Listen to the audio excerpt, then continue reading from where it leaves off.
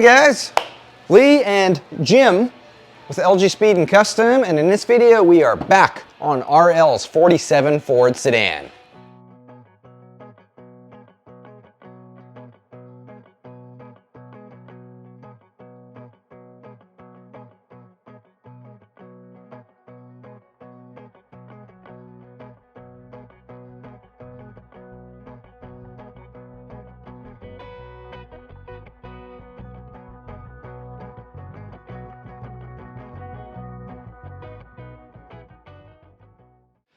So if you've been following this build series, you'll know a couple videos back we put a T5 behind the flathead in RL's 47 Ford, which involved having to do an open drive conversion on the rear end. And it got a little weird because we had the wrong part. So it's been 7 weeks, but we finally got the correct piece from Hot Rod Works so that we can finish off the rear end, get a drive shaft made, which will finish off the T5 5-speed swap on this car. As well as doing that, RL has bought a set of moon discs. So we're gonna be taking all the wheels off, and we have a jig to put Zeus fasteners on the rims to attach these moon discs. Along with that, we're going to be building a trailer hitch on the back. RL's got a little Mullen trailer that he wants to be able to pull with this, so we'll build a trailer hitch to solve that. And power windows. RL has sent us a Nurelic power window kit, which I've never installed before, but it looks pretty straightforward. It's supposed to be a total bolt-in kit, and it uses the original window cranks as the switches to roll the windows up and down, so that's pretty cool. Once we get all that stuff done, drive shaft back in, we'll be able to fill the transmission with oil, put our shifter on. RL sent a cool shift knob that he wants to use. We'll make a shifter boot, and I think that'll probably, hopefully, finish everything off on this. So, without further ado, let's get to it. So, as I mentioned before, if you've been following this build, you know we've been waiting on this piece. When we first ordered this open drive kit from Hot Rod Works, we got a 10 spline one when we in fact needed a 6 spline one, and it's been 7 weeks, but we finally have it so we can put this on and finish our drive shaft install. Basically, these splines here go on this shaft, and then this hole right here that used to have a collar in it, or a little pin, we have this pin that goes through there. And then we've got little set screws that we're going to lock tight into each end, and that'll basically be, there we are, lined up right there. That'll basically be it. We'll have a yoke on here, so now we can take a measurement from here to the yoke that's in our transmission, the slip yoke here, and get a drive shaft made. We've got both set screws Loctited in place. We are done. So Jim's moved on to power windows. This is the Nurelic power window kit. This is for a 41 to 48 Ford long door. This is a long door, although the only difference it really makes is in the coupes. They had a short door coupe and a long door coupe. So this one's obviously for the long door. It looks like a really nice kit. It's got all sorts of detailed instructions. They say it bolts right in, no modifications needed, just bolt it in and run some wiring. So we'll see how accurate that is. Jim's plugging away on these power windows. The regulator and assembly bolted in just great. This power window switch, however, is a little bit weird.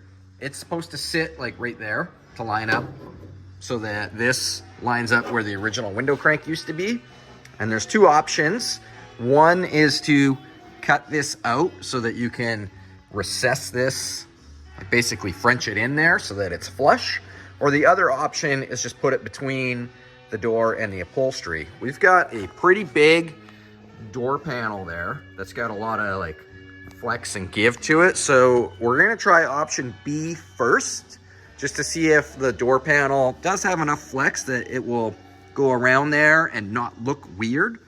If it does look weird, then we'll go to plan A and cut this out. But we figure, you know, just to mock it up in there and try plan B first.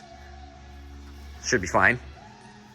While Jim's working away on the windows, I've got all the stainless here. Yes, this car has all the stainless for it. When I owned the car, I just never had the stainless on because I always planned on spraying this car. I wanted to spray it in like a satin dark blue, basically like a dark blue primer with some white scallops, and it just never happened. But that's why the stainless has never ever been on this car. Well, maybe that's not stainless. That's not in the best shape. This is stainless. These two must be like aftermarket ones or something. I got these all from my friend Ross a few years ago. So I'm gonna clean all this stuff up. I just got back from the parts store with a whole bunch of stainless clips. So we'll start putting those on. We've got one piece for the fender, one piece for the rear fender, hood piece, grill bars, got all the grill bars to go in. So that's what I'm working on. Got the door panel on here now with this piece mocked up in behind there, and it looks fine. You can't even tell.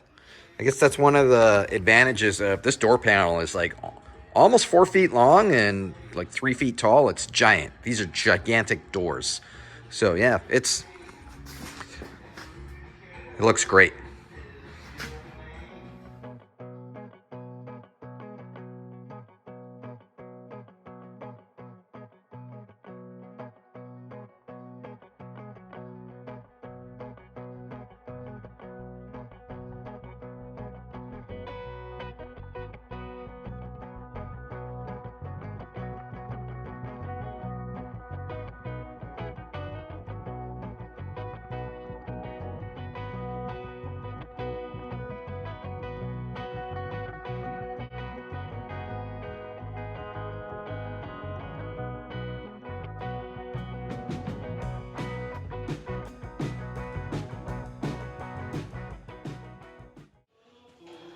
So to hold this trim on, this is what they use from the factory, is these little square clips, and they're just like a little spring dealio in there, which I believe are still available, but they're not available locally, and I'd have to order them in. So what I normally use instead is these clips. I just get these from the local auto parts store.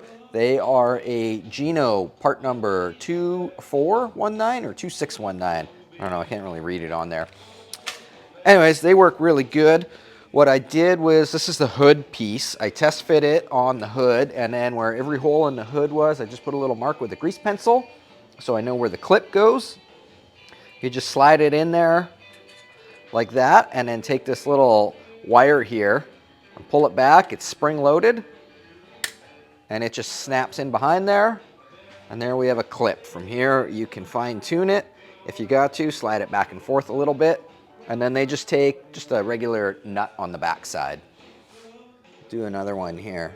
So you position it where you want it. Twist and slide these little tabs underneath. And then, boom. Clip is in. And then with all our clips in, this just slides on. We'll pop the hood and put some nuts on the back side.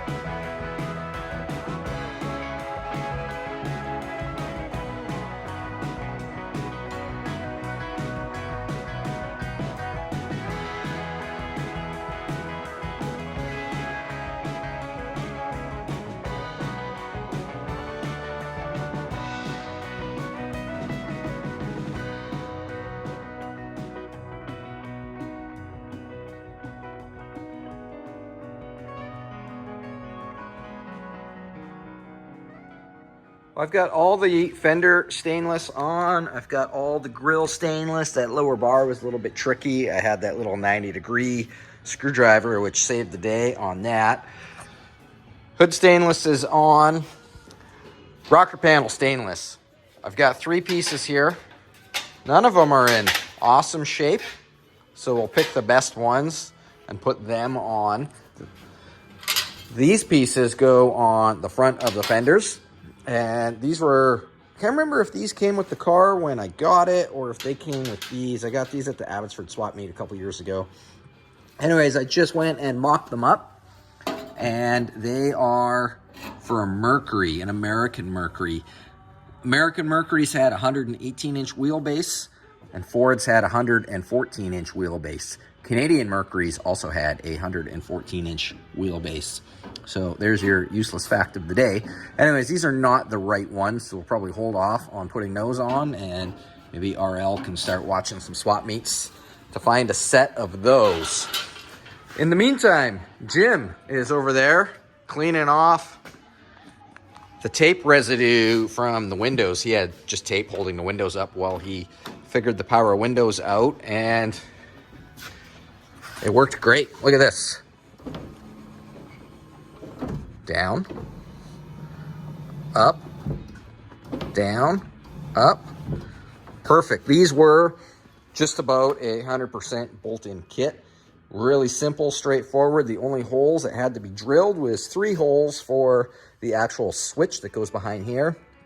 These, apparently, they took into consideration when you designed this, that somebody at some point is going to jump in the car and not realize this is now a power window switch and go to crank on that window. So they've reinforced them for that. 3 holes had to be drilled there, and then Jim drilled some holes in here just for the wiring conduit to go in and out of. And from there, it just tucks into our fuse panel.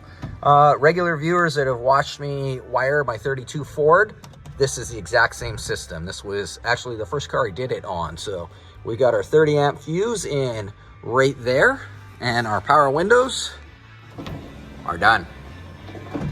So the next thing on our list is we got to put moon discs back on this car. When I owned the car, I ran moon discs on it, and I wanted to keep my moon discs because I've had those exact moon discs since I was 16 years old.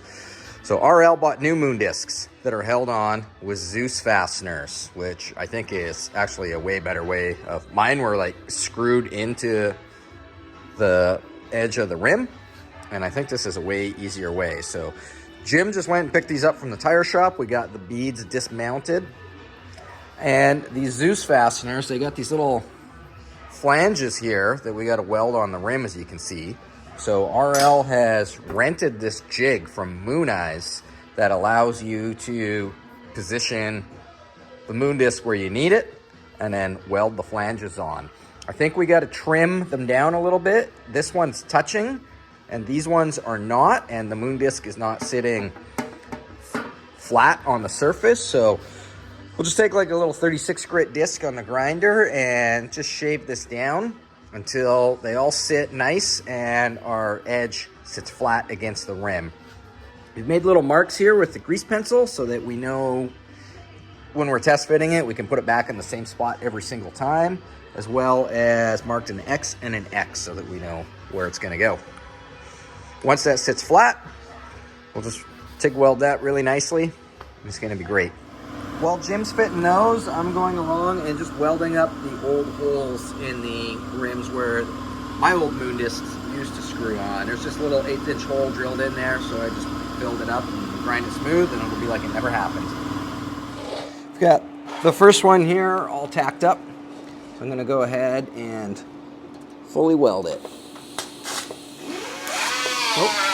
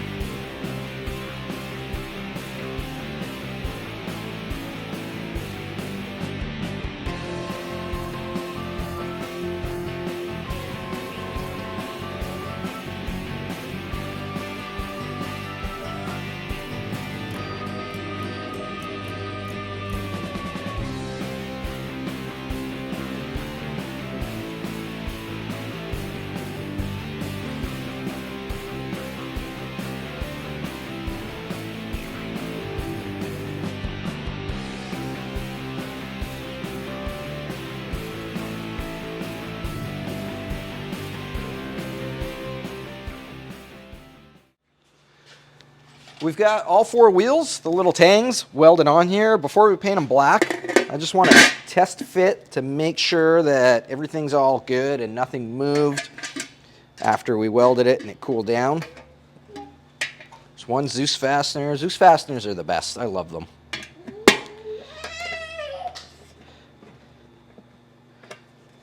Come on, get in there. There we go. That one's a little tight. So for those that aren't aware what a Zeus fastener is, this is a Zeus fastener, and I think these came from like World War II aviation, and they're mostly used nowadays in racing. Race cars have them to hold like their body panels and floor pans and stuff in, but you just put it in the hole and give it a quarter twist, and it locks everything in place. Boom. One, that's really nice and snug and secure. It won't rattle. When I had the screw-on moon discs on there, as you were driving, they'd sometimes loosen off and then start rattling. So this rim is good to paint it black.